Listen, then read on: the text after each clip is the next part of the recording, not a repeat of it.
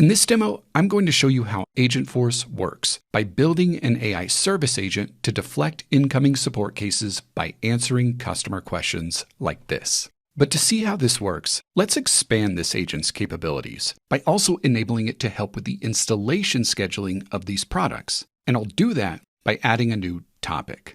Topics are how you'll define the jobs your AI agents will and won't do. And it's how you'll establish guardrails for your AI agents. But I want to expand my agent's guardrails by creating a new topic. Now, if you've ever built an old-style chatbot, this is going to look very different. There are no dialogue trees, just natural language descriptions that help the agent understand the job to be done, which in this case is appointment management, followed by a description that helps this AI agent understand when it should use this topic, then a description of the scope of this job, and the instructions the agent should use when doing this work, like getting the customer's email address before scheduling an appointment, and getting the customer's installation date preference, and converting all dates into a specific format, and ensuring the installation date isn't before the delivery date, and finally, confirming the customer's appointment once it's been booked. These are the types of instructions that would involve lots of complicated if-then-else logic with a traditional chatbot. But with Agentforce, it's just natural language descriptions that help the AI agent understand the job to be done. But the next step is actions, which enable the agent to actually do these jobs.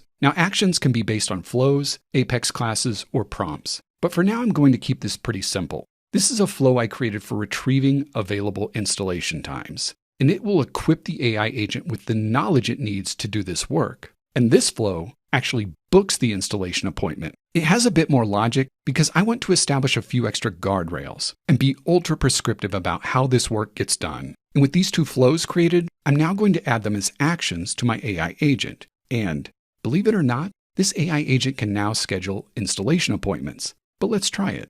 I'll start by asking it to get the status of an order again. And once again, I get an answer, and I can see the topic was classified as order management. But now I'm going to ask this agent to schedule the installation of this order. And as you can see, the agent pivots and reclassifies the topic. And because I gave it an instruction, it's asking me what my installation date preference is. And I'm going to throw it a curveball and reply with tomorrow, which is actually before the delivery date. But this was another instruction I gave the agent, and it prevents this from happening and politely asks me to pick a date after the delivery date. But now I'm going to be really difficult and say, what about that Friday, but not morning? And let's just pause to consider the context required to understand a statement like this. But not only was I understood, but I got an appropriate response. But let's double click into what just happened here. Beyond topic classification, Agentforce used the context of this entire conversation to make a dynamic plan. A plan that involved executing that appointment retrieval flow I added as an action.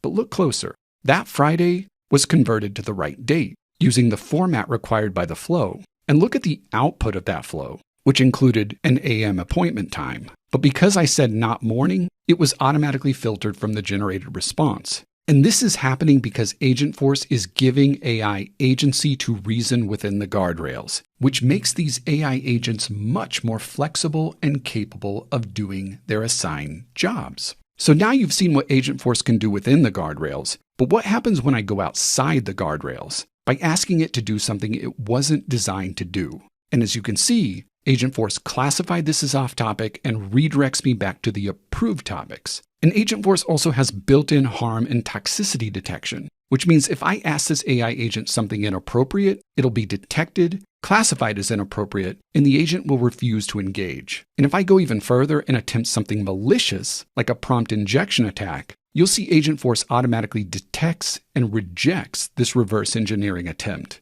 And that is how Agentforce works, by helping you create AI agents and deploy those agents across multiple channels to answer questions, take action, and drive customer success by reliably doing the jobs they're assigned. Thanks for watching.